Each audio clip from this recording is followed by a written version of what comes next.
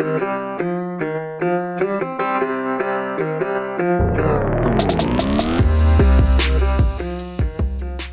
up, everybody? It's Dan, Binder Boneyard, coming at you from the office. Beautiful November day.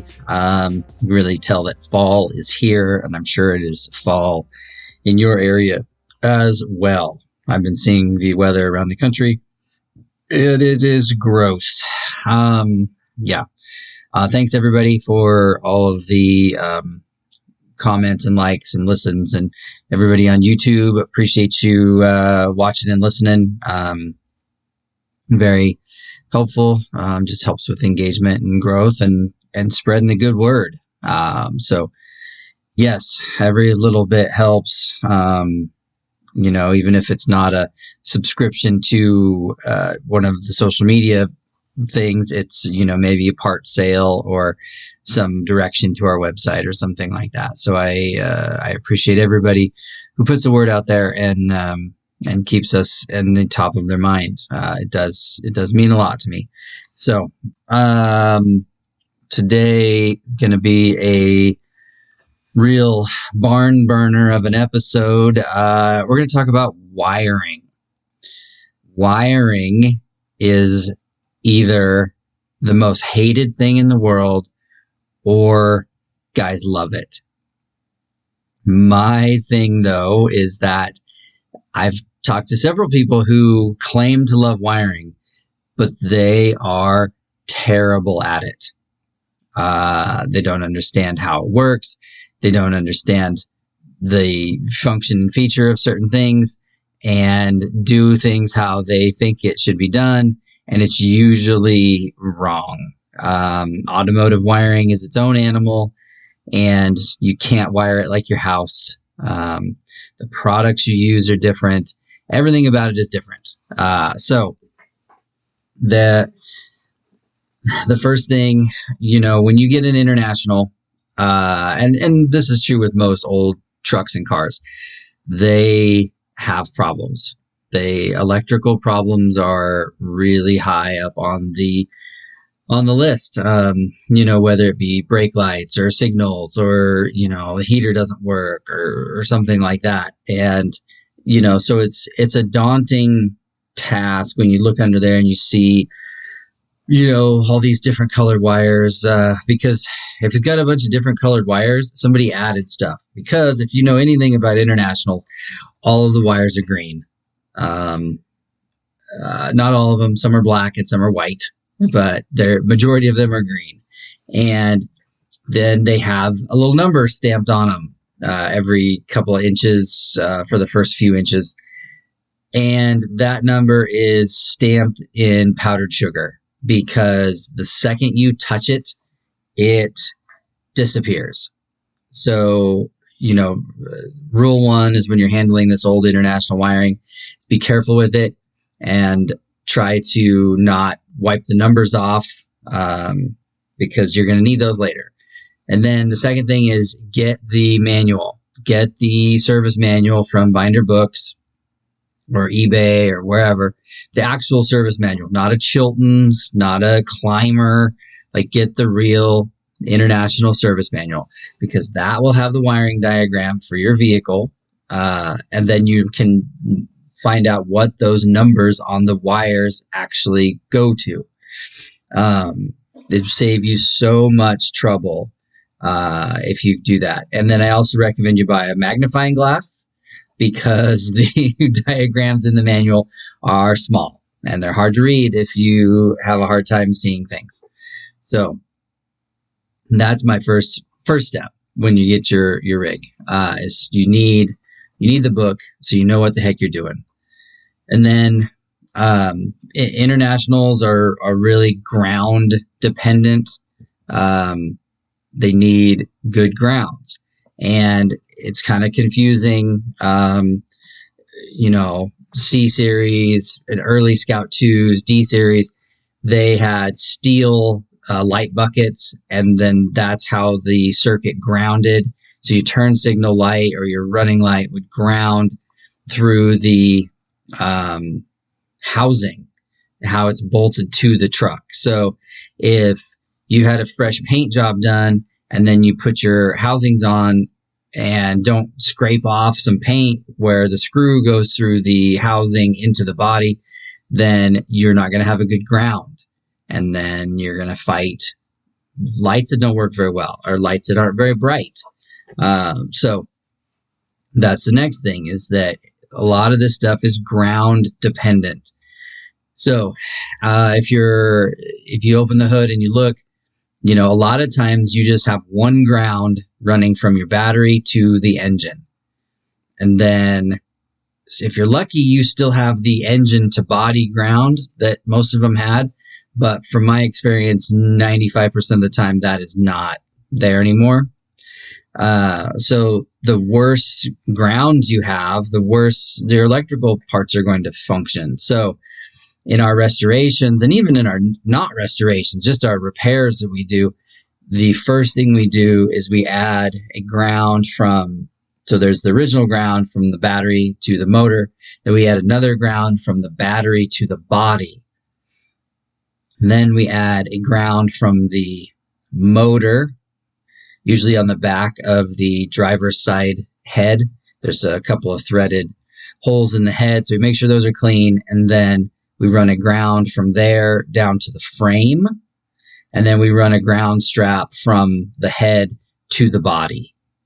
So then there's grounds that happen multiple places, and, really try to bring all of the metal that it can ground to in there. Because the other thing is, depending on how it's put together, the body rides on rubber bushings. So the ground relationship from the body to the frame is not very good. So without the ground strap going from the motor to the frame, your grounds aren't great. If your accessories, or if you run anything that's frame grounded, which if you look at the back of the truck, if I remember right, on a Scout 2, the tail light or backup lights and side markers ground to a screw on the frame. And same with the fuel sending unit. I believe it grounds to a screw on the frame. But if there's no good ground connection from the engine or body, then the frame ground is only works. It doesn't work as good as it can.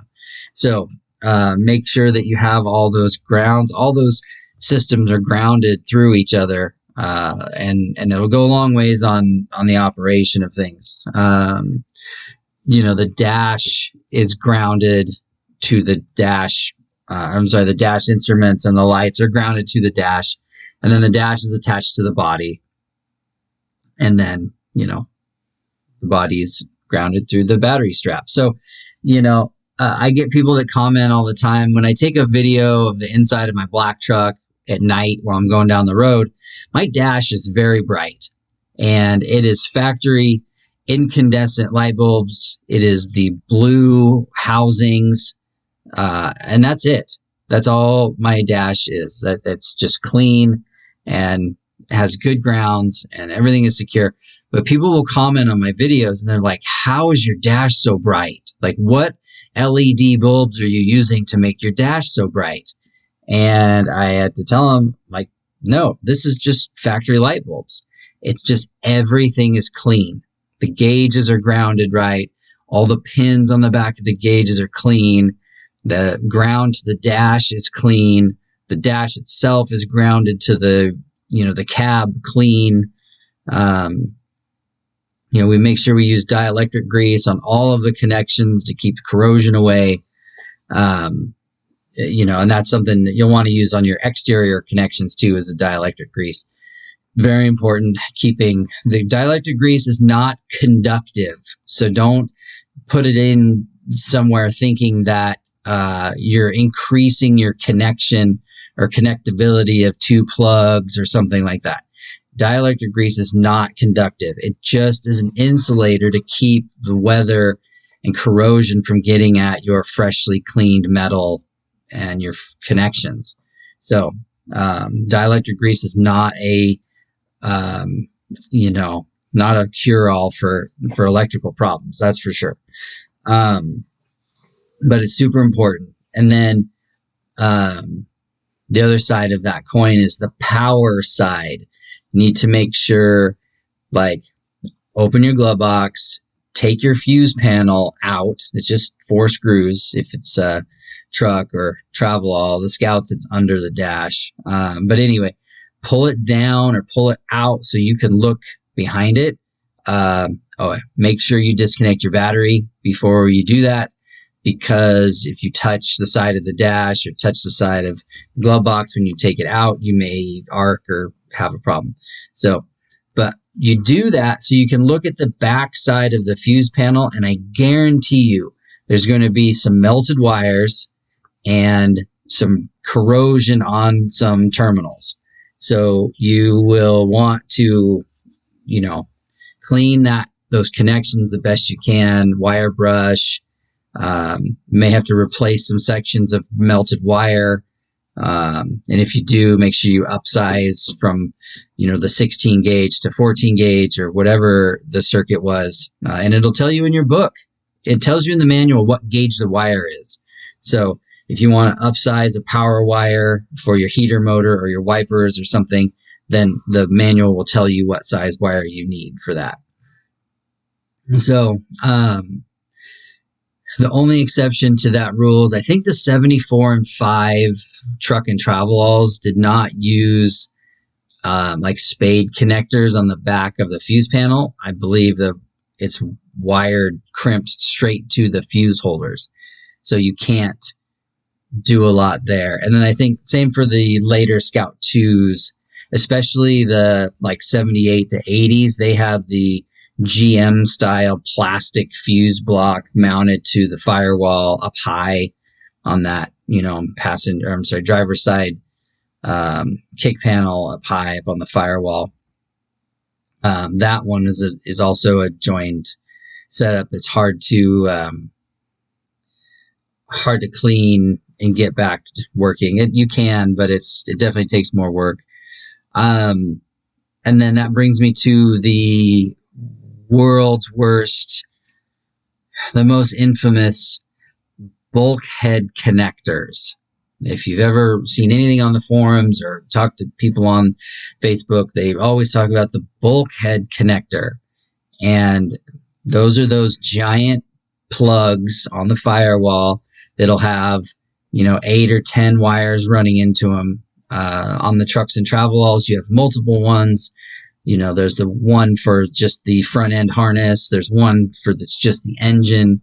And then there's another one that is the rear harness. But on the Scouts, they had a lot of stuff lumped into, 2 bulkhead connectors, if I remember right.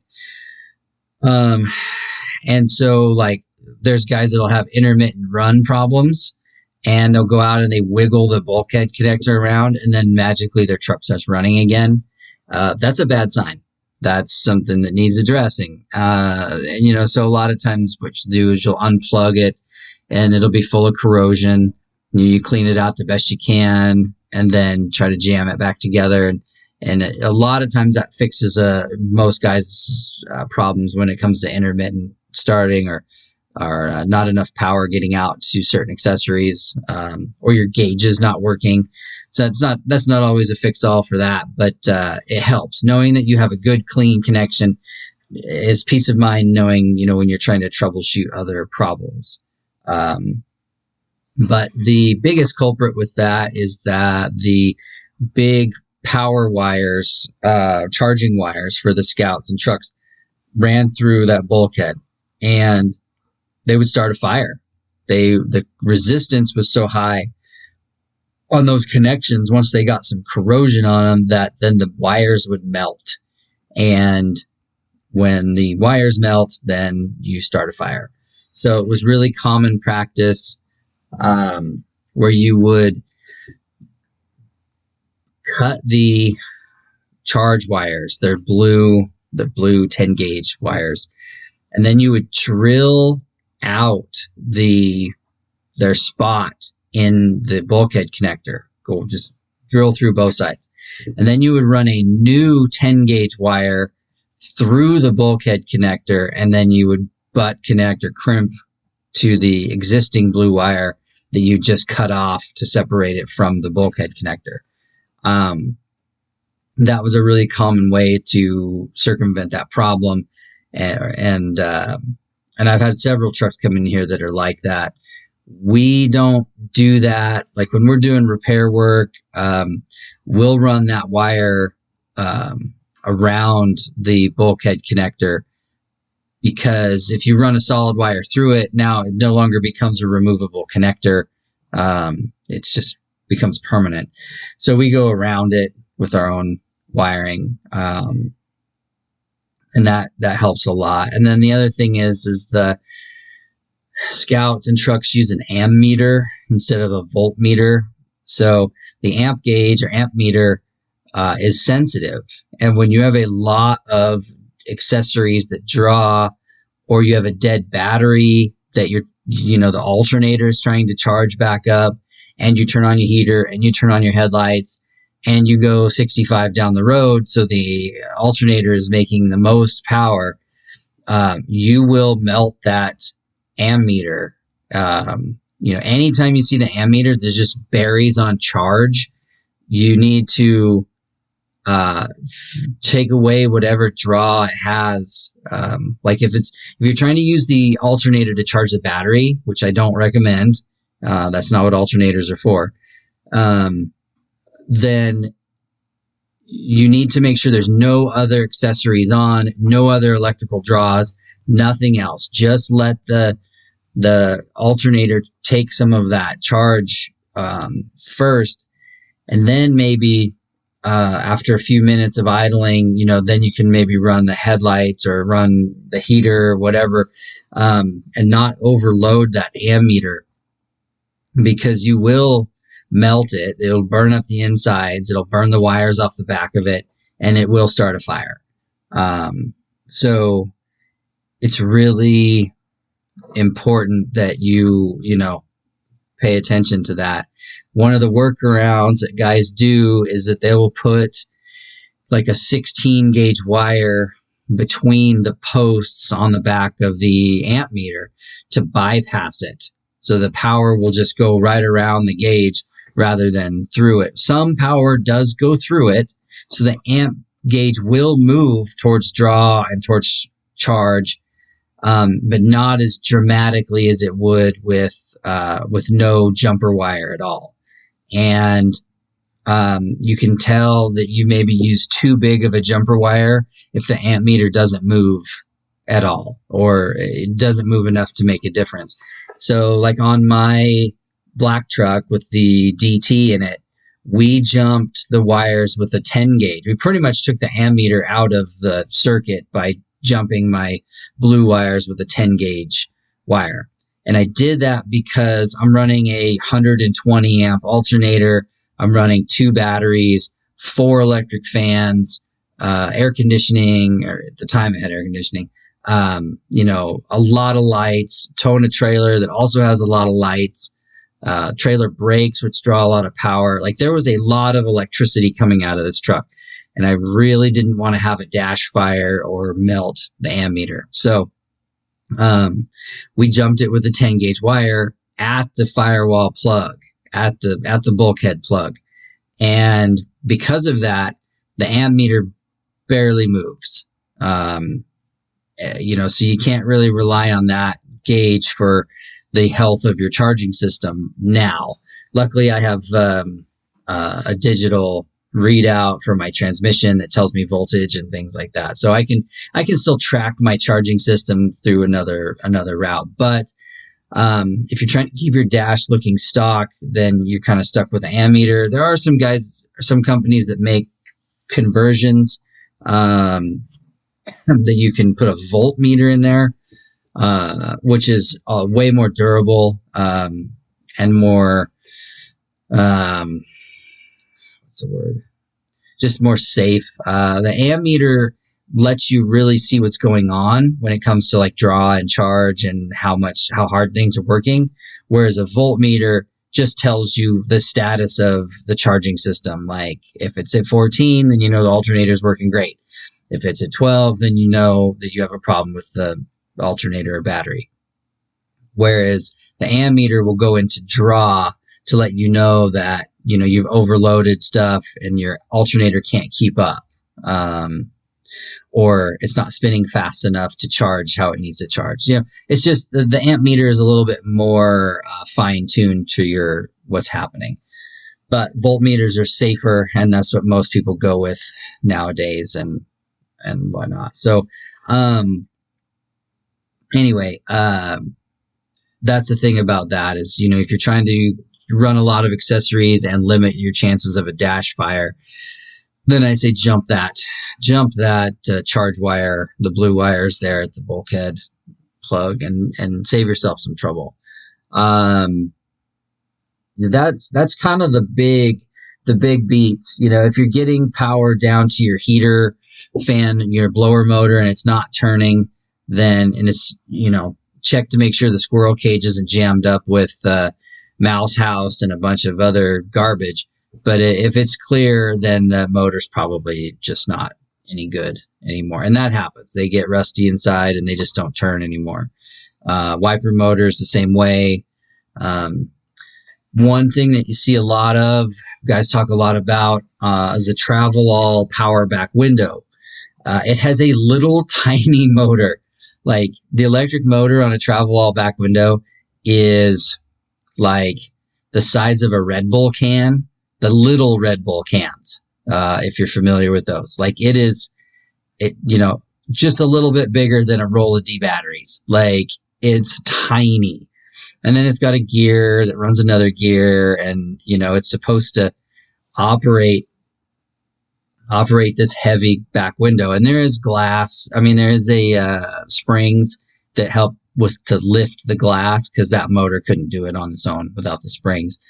But there's a lot of wiring that runs back to that motor, because there's relays and there's a safety switch back there that, you know, keeps you from running the window when the tailgate's open, but also the relays dictate, you know, up or down. So you've got a clump of 10 gauge wire that runs all the way back there from the dash, and the switch on the dash is not up to snuff when it comes to moving that much power through it. I don't know how many of those black dash plugs or dash switches we've taken apart, and they've had melted terminals and, you know, it just melted wiring. And that is because of resistance. That is, you know, it's all the way back there at the truck. So it's going a long ways. And then the relays are in the tailgate. The tailgates are always full of dead leaves and wet junk, and, you know, everything's corroded in the tailgate. All the relays usually have corrosion and gunk on them, and the little motors are all dirty and rusty, and it just wears stuff out. The corrosion keeps the power from moving the way it's supposed to, and everything has to work even harder. So, you know, if you have a functioning tailgate and you haven't been in there ever, I really would recommend opening up your tailgate and get in there and clean those connections, clean those grounds, lubricate the tracks, lubricate the lift arms, make sure everything is 100%, because you do not want to burn up that motor, and you do not want to have a wiring fire under the truck somewhere. You know, it's just not good. You just don't want to have that problem, because that stuff is getting really hard to find, especially the motors. Those Travelall window motors are pretty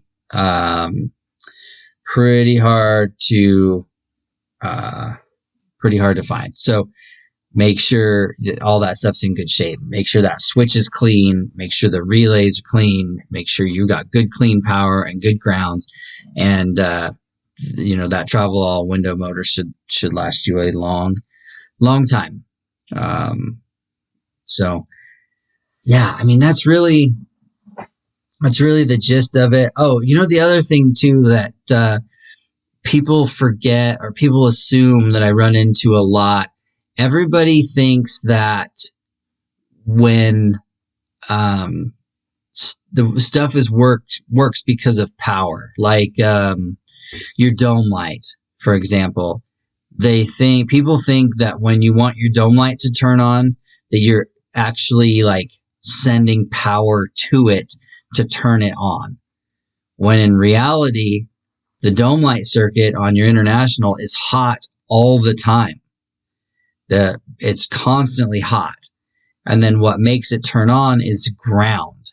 The ground, whether you hit the little switch above the back window or the door button, if you open it and it creates a ground, or the headlight switch, when you rotate it all the way to the left, that creates a ground that then turns on the dome lights. So they're hot all the time. So if you are trying to get your dome lights working and there is no power back there or down underneath the dash, your courtesy lights, then that's your first thing you need to look for power. Figure out why it's not there. On my Travelette, the dome power is also tied in with the horn. The horn relay is where the dome light circuit gets its power from. And I had unhooked the horn relay because of another problem, and that messed with my dome light function a little bit because I wasn't paying attention. So anyway, that it gets constant power from there, and then that's what feeds it. So, you can cheat it and add power to the circuit yourself through a jumper wire. And then you're just down to the door switches to finish the ground and make it work. So that's the case with a few of the systems, like the horn, for example. The horn is hot all the time, and it does not function until you push the button and create the ground. And then the ground is what completes the circuit, and then the horn works.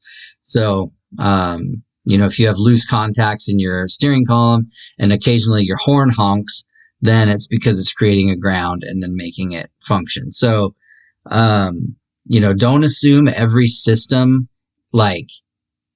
is receiving power when you command it. Usually it's the other way around. It's the ground that you're commanding, and it always has power. So, think about that when you're troubleshooting things. Excuse me. So, hopefully that was helpful.